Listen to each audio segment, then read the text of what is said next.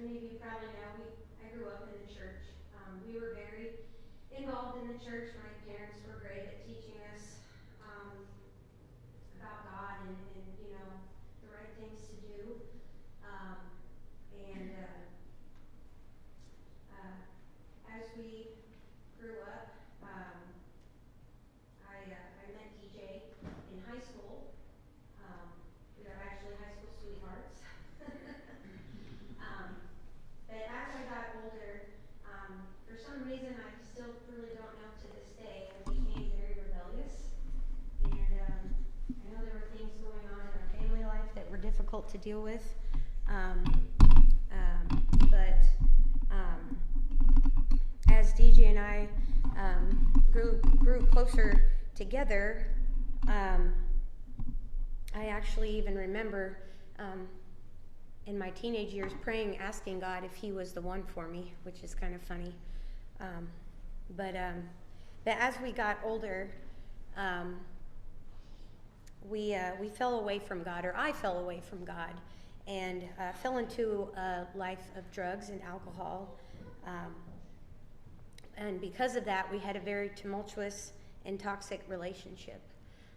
As you can imagine, God not being in our lives and it being full of worldly things, it was a very depressing and difficult time. I was ashamed at times of my life and wasn't very proud of where I was headed. Let's see here. Lived this life for 15 years, full of drugs and destruction. There were, though, periods of soberness and good things that would happen. One thing that is a blessing to this day is my decision to go to school for web development, which has provided for my family and I. But living that life, after 9 years, DJ and I went our separate ways. And during that time, I actually got married to somebody else. And that marriage didn't turn out so well. We were more friends than lovers, and I still was leading that worldly life. And after that marriage ended in divorce, DJ and I reconnected.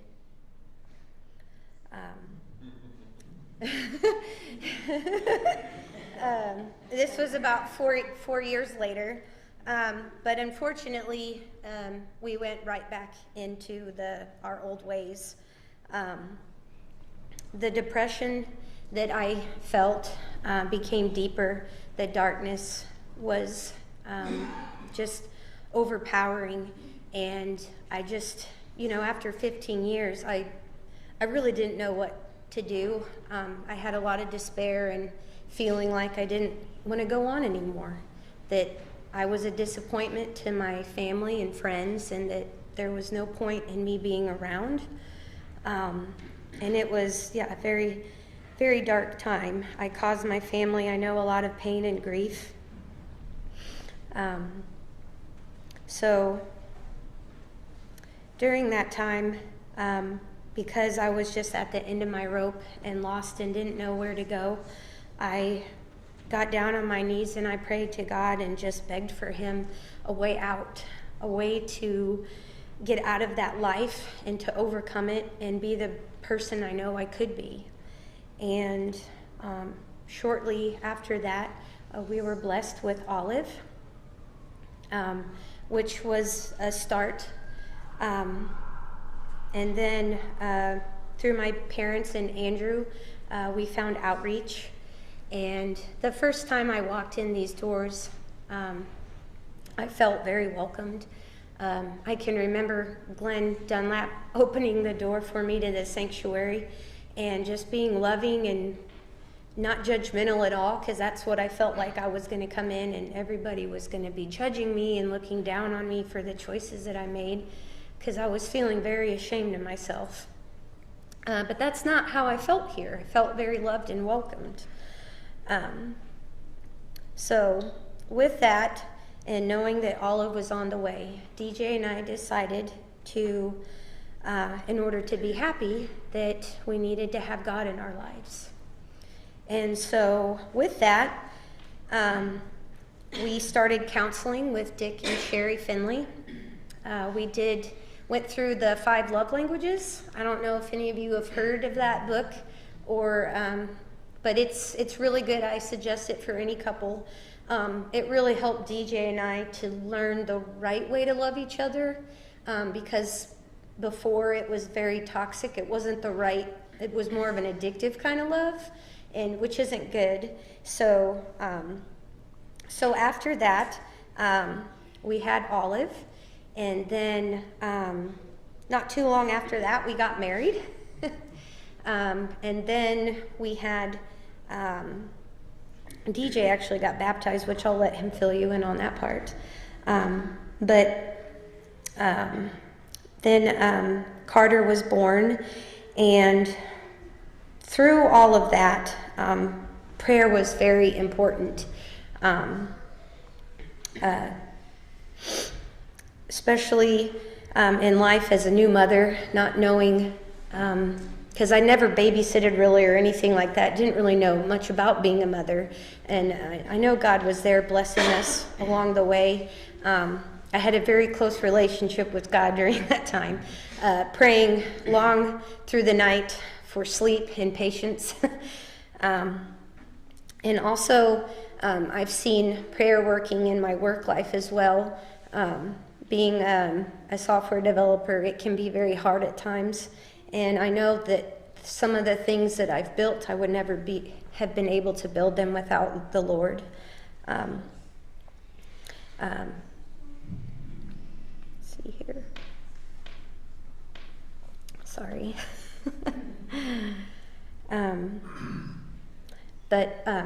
So that's one thing that we try to share with our kids is the importance of prayer. And I think it's really neat that we've gotten to the point now where the kids will actually suggest that we pray for somebody as we're driving down the road, and maybe they see a wreck or something like that. They'll speak out and say that we need to pray for them. And so that's really neat to see. Also, we have started, well, it's been a little while that we've been attending Bible study with our family. But some of these things, it took us a while to get there. It took us a little bit to get to that place. But now that we're there, we just love it. During the retreat, our outreach retreat in August, I felt a change, not just in myself, but in the congregation as well. And with that, kind of steal a line from Ralph, it made me want to be a better servant, wife, mother, and friend. Because I can be a little bit of an introvert. And through that retreat and helping my mom in the kitchen, I just felt closer to everybody. And love for everyone, and it's really a good feeling. So thank you all for that. To sum things up, I'm thankful for the trials that I went through, as difficult as they were, because it's showed me how far I've come, and that it's helped me, I feel like, to appreciate the little things in life as well, and the bigger blessings that much more, because I know how bad it can be. And I feel like with the Lord by my side, I can accomplish anything.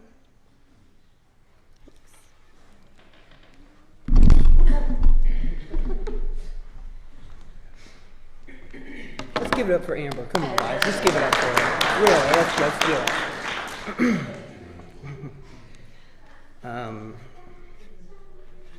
I am on my phone. I'm DJ, Deacon DJ, 2 letters, 1 name. I've kind of given you guys some of my testimony, and like Andrew said, it's, it's one that most people normally haven't been through or seen, but I think what I went through is important, and is going to be helpful for a lot of people. But I am 38 years old. I just had a birthday, November 10th, and I'm the oldest of 4 brothers. I was born in Children's Mercy Hospital in Kansas City. We lived lived in Northeast, off of Independence Avenue, and my mom was 17, my dad was 19, so they were like very young. And my mom even says, it's we grew up together, and I honestly feel that way. We grew up together, like we're friends. And my dad was a drug dealer, and my mom an addict, and they both, it was the same. But so growing up in that environment, a lot of neglect, but the Lord, like I've said before, he had his hand over me, and I didn't know any different. But I was almost unaffected, like I felt like it was on the surface. These feelings would come, and I would be really affected, but it would kind of just wash over me. And just, I guess a story that could sum it up. My mom was saying a couple years ago. She told me, she said, DJ, I'm so sorry. I'm so sorry for putting you guys through that. And she said, DJ, when I knew I had a problem with drugs, she said, one day I was in the house and I was searching. So the house was a mess, and I was searching for things. And the music was on, and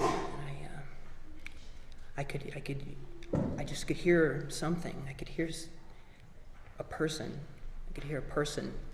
And they were. But I just kept searching for something I was trying to find. And she said she looked up and she seen me and my brothers. And when she said this word, it sent me back to 7 years old. And she said, I looked up and I seen you, and you said, we're hungry. And it just sent me back there. And that was just some of the things that I went through.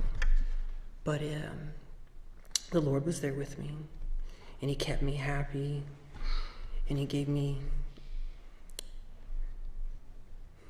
a great love for even my parents and all around me.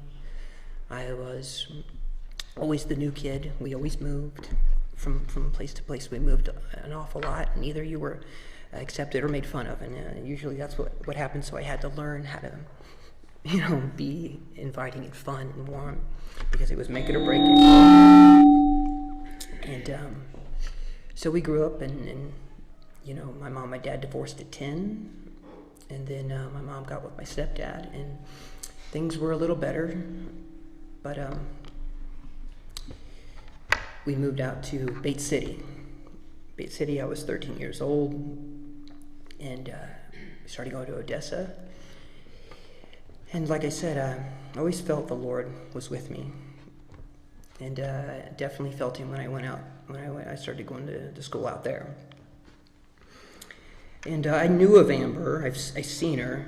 She was kind of a tomboy, and she was rough and tough, and she played basketball and stuff, and I liked her. I thought she was cool. But I really didn't kind of get to know her until we were, I think it was like 9th grade. And then 9th grade, we kind of seen each other, and then around 10th grade, Amber was walking by me one day through the hall, and I said, hey, and she walks by, and she goes, hey, and she passes by, and she passed by, I followed her to her classroom, and like a weirdo, and I just had to see her because she was so pretty, and I was like, bye. And so I always try to, make her laugh until we were in the same class together, and public speaking. And we were in there, and I tried to make her laugh, her and her friend, and I asked her to a dance, and I was like, you want to go to a dance with me? And she said, oh, I'm going with my friends, and it's like a group friends thing. And I felt like, I got rejected. And then I was like, I waited patiently. You know, I was there at the dance, and I was like going to show her my best move, so I was coming in like, I was doing all the moves, and it was me and her on the dance floor, and we were dancing together. You know, even though I was with another person, we were on the dance floor together, and we were dancing real crazy because I was like, I'm gonna, you know, try to make people like me, and kind of felt a connection there. So I waited for the next dance, and I was like, I'm gonna ask her. I'm gonna make sure that she's not gonna be with me. I'm like, you wanna go to the next dance with me? She's like, all right. And then we went, and we, you know, it was awkward and weird, but we had a good time. And at the end of the night, I took her home, and I asked her for a kiss. She said, you don't ask for a kiss. But we were together after that, and not long after that, you know, I knew of my parents, you know, being into bad things. And I told myself, I vowed I would not do that. Me and my buddy, we're not going to do that. We're not going to be like our parents. We're going to be different. And then it was just around, and somebody in the family was close and introduced it to me. And then from then on, it was an issue. This person close to me, being in it,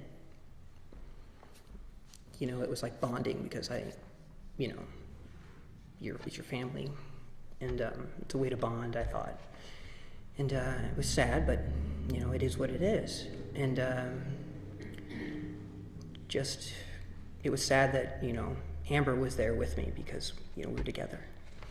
And we went through that for, you know, 9 years, ups and downs. It was horrible. It was amazing. It was this crazy bond that we had together, but we were completely horrible together. It was such a mystery, and it was all because of the worldly things that we were a part of. But all through it, there was something really amazing about Amber, and it was the love that her family had and her that had for the Lord. And it was something that I admired. I was invited to their house, and I just seen this awesome family that I'd never seen. I'd never seen a family that sat down and shared dinner and was just so loving and just proper and cared about the Lord. And I seen that, I admired it, and I, you know, even though I was into the world and doing worldly things, I always kept that, like, man, I think that was a part of it that kept me, you know, in that circle and those people. But, you know, living that life, only hurt and pain, and, but, well, it'll be the end of you. And 9 years together, doing those things, it destroyed us. And but the Lord, it was all for a reason. It was all for a great reason. You know, after 9 years, we parted, and for about 5 years, I was out on the street, you know, homeless, living any way I could, and you know, it was the worst. I was the worst kind of, you know, person. But all through it, I knew that the Lord was with me, because I had a heart of gold, and I would tell people, I'd look them dead in the eyes, and I would say, I'm your best friend right now. I'm a vessel of the Lord. One day, I will be a great man. I will be a great man, with such conviction, and I would cry almost, because I knew that if I just had that one thing that could center me, I would be a great man. And like I said, I trail around out here, you know, avoiding the light of the street. I would go the back roads. Coming up here, I was telling Amber, we were going down Crystal, I said, you know, I would avoid this street. It was too bright. was too bright, and I didn't want people in charge, like the cops, the law enforcement, to set me straight. And it's weird because it's like a metaphor now, because I don't avoid the streets. I avoid those. I go right head on to those streets, and I want to be in the light. I want the Lord to set me straight. But living that life, I barely survived. I don't know how I survived. I slept outside in cars, and I woke up so cold I was scared. And it was just a trial. But I knew that it was all for a reason. And I would walk by playgrounds, and I would see kids playing, and I would say, if you could just give me a kid, I would do everything I could. I would never put them through what I went through. If you just give me a kid, I would do it. I would do it. I promise, Lord, I would do it. And obviously, eventually it happened. But the Lord blessed me with Amber calling me again. And I cried, and I was like, oh my gosh, another chance at life. I could live my life. I could get back on track, and I could be a part of something. And it was awesome, but still living in that life. And it was strange before Amber we found out she was pregnant. We were laying in bed, and I had my head on her stomach. And I looked up at her and I said, no babies? And she said, no babies. And she was pregnant. At the time, we didn't know. And I just was hoping and praying. And just one day, we were at the doctor's, and sure enough, that's pregnant babies. We wept, we cried. I've told you this before. We wept, we cried. We knew it was all over, and our life began. And it was so weird. It was like just the Lord lifted this darkness off of me, and I felt so light. I felt so happy, and I just knew my life was going to be better. And then we got back together, and we were worried about how we were going to tell Amber's parents, because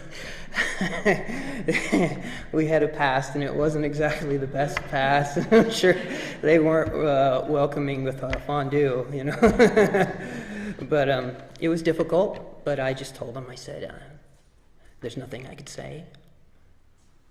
I will show you. I can't tell you anything that's going to make you believe me, because I've said it all, and I've hurt you many times. Just watch. And then we kept building and getting better and more focused, and it was hard. But Amber said, let's go to church. And I was like, okay, cool. And then she told me where it was, but I didn't really understand that it was here. And we pull up, and I go, oh my gosh, I walked by this church so many times, worried, scared, hungry, hurting, wondering, and I would see the church, and I would think about Amber's parents. I would wonder where they were, and now I'm here. And that was pretty powerful. And then we come in, and Amber's like, yeah, Andrew's going to be speaking, and Andrew's speaking, and the moment he starts talking, it's with the powerful, he has a powerful presence, and he's sure of himself, and I begin to cry because the Lord has worked on Andrew, and now I feel hope for myself. This person I'm going to know, he's going to be close to me. Maybe this could be something I could have. And we went to church, we got back, and then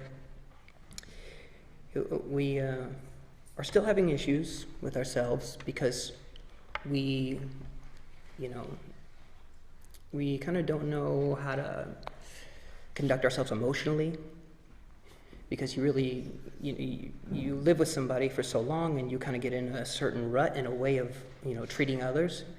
And we, like she said, we agreed that counseling would be an awesome thing to do, and that's really important that both people are a part of that.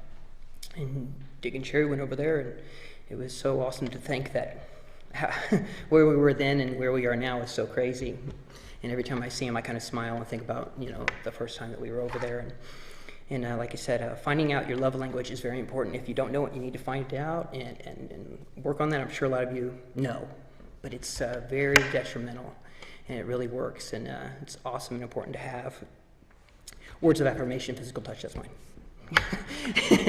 And anyways, we went that, and that kind of strengthened us and got us a little closer to the Lord. And then, that was when we had, Olive, and that was an amazing, beautiful thing that got me centered, and just starting to go closer to the Lord, and but I guess when we were going to church, I noticed communion, when it was said that, if you're not a member, you cannot partake. And I got angry, and I was mad, and I was like, oh, we're all the same.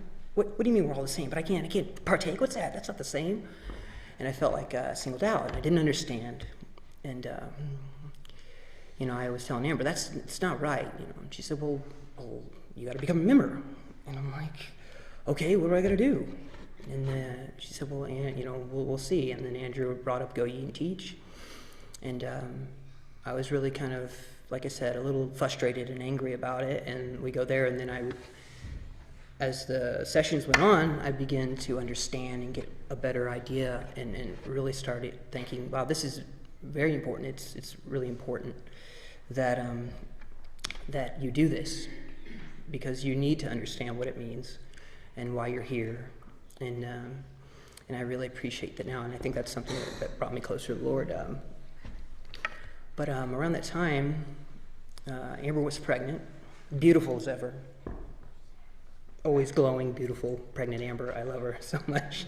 She didn't think so, but I thought so. And around the time I started getting like this like the devil was working on my heart, and he was trying to get to me, and was having me think these negative thoughts, and maybe backsliding, and I could just be a part of the world for just a little bit, just visit that, and then just come back, because I have all this to live for, and it wouldn't be anything, because I have so much stuff that's going to keep me on track. I'll just do that, and just hang out and do the worldly thing just a couple times.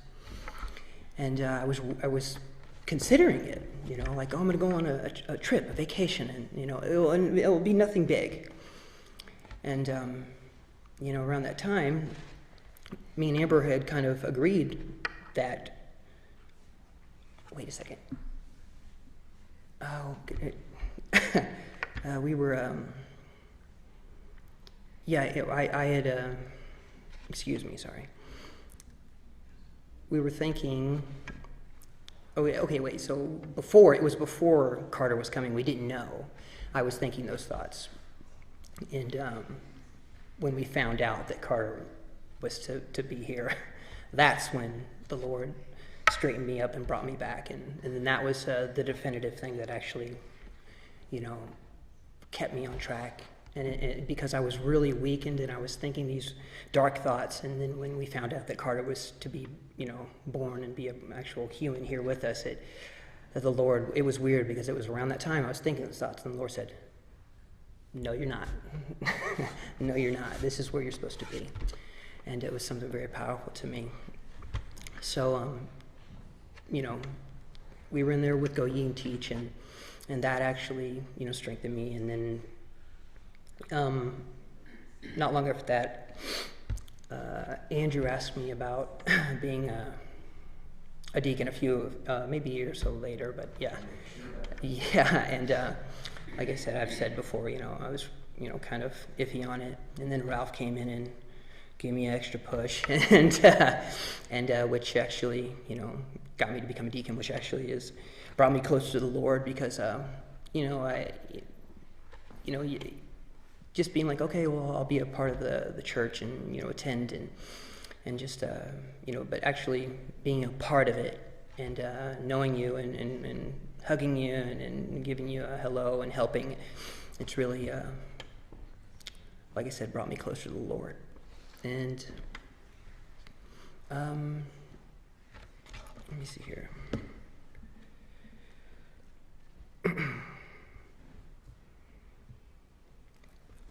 Like I said, going to Bible study and church events and praying regularly is something that I do now. And, me and Amber,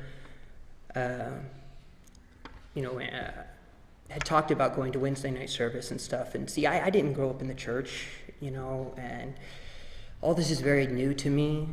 And it's kind of a lot sometimes because I get self-conscious because, you guys know so much. I know it's not about how much you know. It's, about wanting to be there and do it. And it's just sometimes it could be overwhelming because I feel self-conscious. Like, I don't know that much. But yeah, bit by bit, I'm getting closer to the Lord and doing things and like going to Bible study. And so we're planning on going to Wednesday night. So we'll be here this Wednesday and we're going to start that off. Round of applause. Thank you. Okay. And I'm just really trying to make God and this congregation a part of my life, and just to create a beautiful atmosphere for now and for Zion. And I just want to tell you all I love you guys, and thank you for listening. And if you guys do you have any questions? Anybody have any questions? Anything? Want to make any comments or whatever? Love you too. I love you too. Okay, got it. All right, I'm gonna put that down. I got you down for that. What's that? Oh yeah. What'd you say? I can hear what you said. The public speaking class. Oh, you want to know about it? No. Oh, help us. Okay. Any other questions? We good? Good. Awesome. Thank you guys. Thank you so much. Appreciate that very much. I know it's not easy to do, especially if you haven't done it like Amber, but you guys did amazing, and I hope that you've been strengthened. Every time I hear some of those stories, it's kind of like walking back in it from our point of view, and I was thinking of my parents and myself. It's just amazing what the Lord can do, the testimony that He brings forth in people's lives, and that's really what the gospel is all about, that change of heart. One thing I would share, and I know we'll get together to eat afterwards downstairs. There was an evening in particular that came to mind as DJ was sharing, where that Amber and DJ had gotten back together and things weren't necessarily going as they wanted to. And he was at my parents' house, and it was in Grain Valley. And my dad and I had to drive him. And he was just crying. And didn't know what to do, nowhere to go. And I've never felt, I think, so sad in my entire life. And I don't think I've ever loved DJ as more than I did in that moment. If I wanted so much to enter in and just hold him. And now when I see people out on the street, before I probably would have been very judgmental. And not that I still don't have that problem. But there are many times where people have come in from the streets and I think, this is DJ. And so many times DJ would share that there would be someone in his life that would be what he needed in that moment to get him to the next. And we can be that for other people. And maybe we can't fully bring them to the Lord perhaps, but we can be the helping hand to get them to where they need to be, where God can take them the rest of the way. And so thank you so much for sharing. And I love you both, and I appreciate the ministry that you bring. And I'll go ahead and, actually, would someone be willing to offer prayer over the food and the fellowship that we're about ready to partake in? Okay, I will. Thank you, DJ.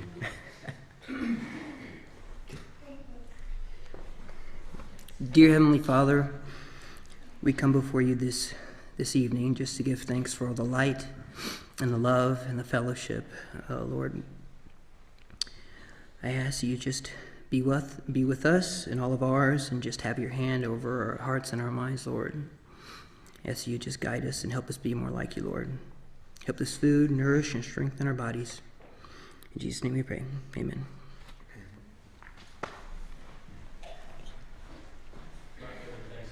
Oh yeah, leftover Thanksgiving downstairs. If you didn't bring anything, you're more than welcome to stay. Just enjoy. Eat it up because it's got to go somewhere.